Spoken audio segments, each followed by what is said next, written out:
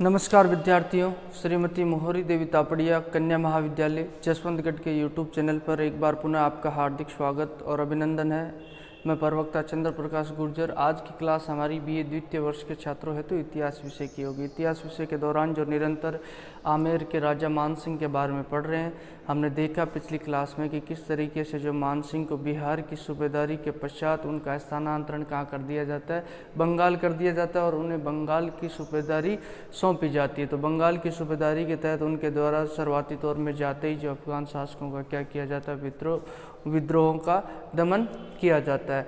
और उसी समय के दौरान हमने देखा कि दुर्भाग्यवश जो यहाँ जो हिम्मत सिंह की जो बात की जाए, मानसिंह का पुत्र होता है हिम्मत सिंह, उसकी क्या हो जाती है, मृत्यु हो जाती है।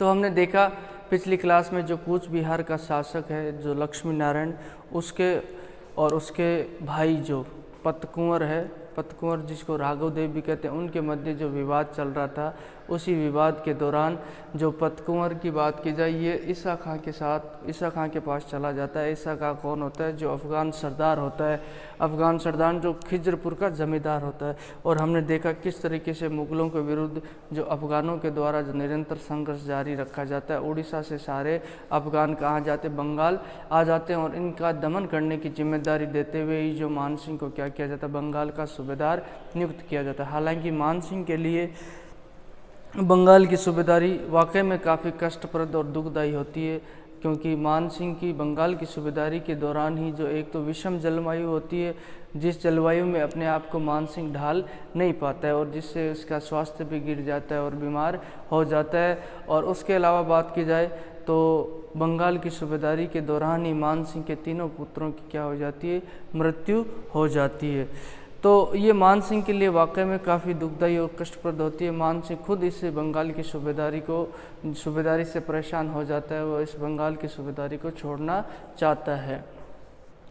तो आज हम देखेंगे कि उसके पुत्र हिम्मत सिंह की मृत्यु के पश्चात उसके द्वारा जो कूच बिहार की समस्या है उसको किस तरीके से सुलझाया जाता है, और उसके अलावा जो पतकुंवर और यानी कि राघव देव और ईसा खां के विद्रोह का किस तरीके से दमन किया जाता है, और उनके द्वारा जो मुसीबत खड़ी की जाती है, जो बात की जाए मानसिंह के सामने, उसका किस तरीके से समाधान किया जाता है। जैसा कि मैंने पिछली क्लास में बताया कि राघव देव पतकुंवर, इसका दूसरा नाम क्या था, राघव देव भी था। ये जो कूच बिहार का शासक था लक्ष्मी नारायण, उसका चचेरा भाई था। इन दोनों के मध्य जो सिंहासन को लेकर, उत्तराधिकार को लेकर विवाद चल रहा था। तो उसी दौरान लक्ष्मी नारायण तो किसके पास आ जाता है, ये जो मानसिंह के पास आ जाता है, और ये जो पतकुंवर है ये किसके पास, जो अफगान सरदार ईसा खां के पास चला जाता है, और इन दोनों का जो गठबंधन हो जाता है, सांठगांठ हो जाती है।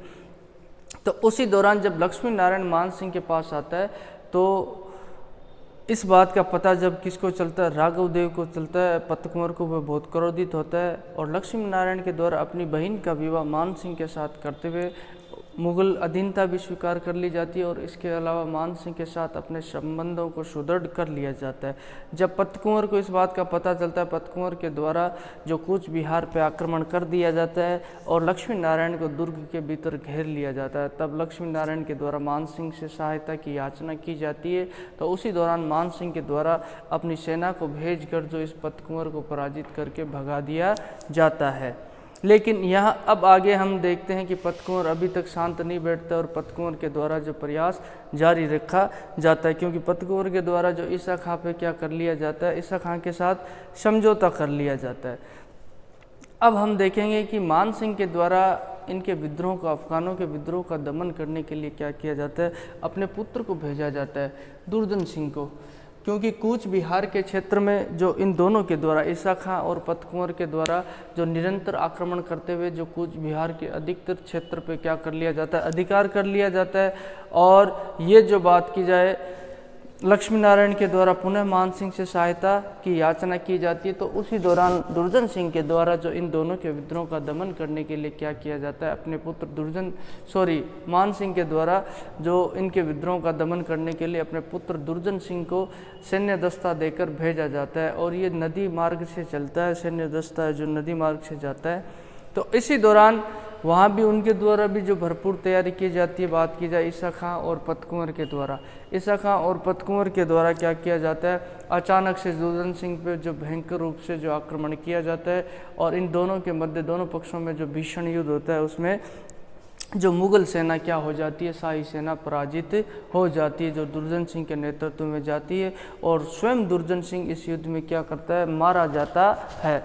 तो इससे मान सिंह को पुनः जो बहुत बड़ा जो धक्का लगता है और मान सिंह बहुत क्रोधित होता है, क्योंकि पहले भी हमने देखा है इसका पुत्र हिम्मत सिंह वह एक जो बीमारी से मर चुका है, उसके अलावा ये उसका जो पुत्र दुर्जन सिंह जो लड़ते हुए मारा जाता है अफगानों के साथ युद्ध में।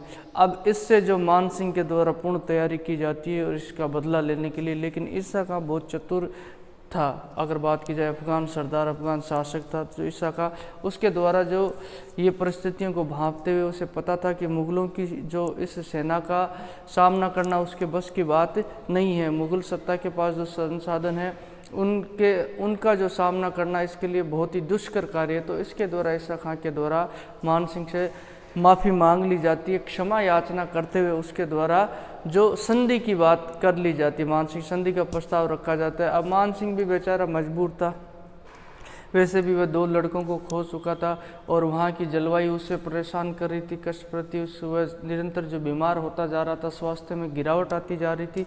तो उसके अनुसार मान सिंह के अनुसार जो उन परिस्थितियों को देखते हुए मान सिंह के द्वारा जो समझौता करना ही उचित समझा जाता है और इनके साथ क्या कर लिया जाता है, संधि कर ली जाती है मान सिंह के द्वारा। अब मान सिंह के द्वारा संधि कर ली गई, 2 पुत्र इसके मारे जाते हैं। तो मान सिंह वैसे भी जो इसके लिए कष्टप्रद और दुखदायी रहती है, बात की जाए तो यहाँ की बंगाल की सूबेदारी। अब मान सिंह के लिए कुछ समस्याओं का समाधान जो अपने आप हो जाता है, जिसके तहत हम बात करें तो एक तो जो विद्रोही अफगानों का नेता होता है जो मासूम खां काबुली, इसके द्वारा भी जो बंगाल के क्षेत्र में अराजकता और अव्यवस्था फैला रखी थी। अब ये संयोग से क्या होता है, इसकी मृत्यु हो जाती है, मासूम खां काबुली की मृत्यु हो जाती है। और इसके अलावा जो अफगानों का विद्रोही नेता था, बात की जाए ईसा खां की 20 सितंबर 1599 ईस्वी में मृत्यु हो जाती है।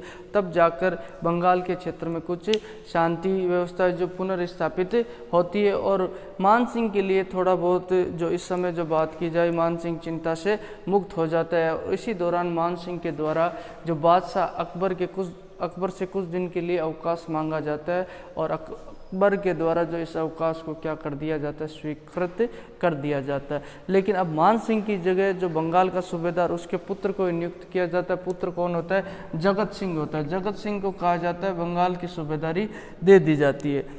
उससे पहले जैसे ही जो इसको अवकाश मिलता है मान सिंह को, तो उसी दौरान अकबर के द्वारा क्या जो शहजादे सलीम है यानी कि जहांगीर को मेवाड़ के अभियान के लिए भेजा जाता है।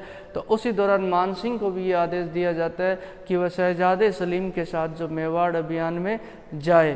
तो ये मान सिंह को जिम्मेदारी और दे दी जाती है और मान सिंह की जगह जो बंगाल का सूबेदार उसके पुत्र जगत सिंह को नियुक्त कर दिया जाता है। लेकिन दुर्भाग्यवश और संयोग से अगर बात की जाए तो ये जगत सिंह वहाँ पहुँचने से पहले, बंगाल पहुँचने से पहले ही इसकी आगरा में मृत्यु 6 अक्टूबर 1599 ईस्वी में हो जाती है। और ये मान सिंह पे एक और दुखों का पहाड़ टूट पड़ता है और मान सिंह के सभी पुत्रों की मृत्यु हो जाती है उसके जीवित रहते हुए। अब इसकी जगह अकबर के द्वारा जो जगत सिंह के पुत्र महासिंह को, क्योंकि ये मान सिंह का सबसे बड़ा पुत्र कौन था, जगत सिंह था, यही उसका उत्तराधिकारी था। इसकी मृत्यु होने के पश्चात इसके पुत्र महासिंह को क्या है, जो बंगाल का सूबेदार नियुक्त किया जाता है और इसकी सहायता हेतु जो इसके चाचा प्रताप सिंह वो साथ में जाते हैं।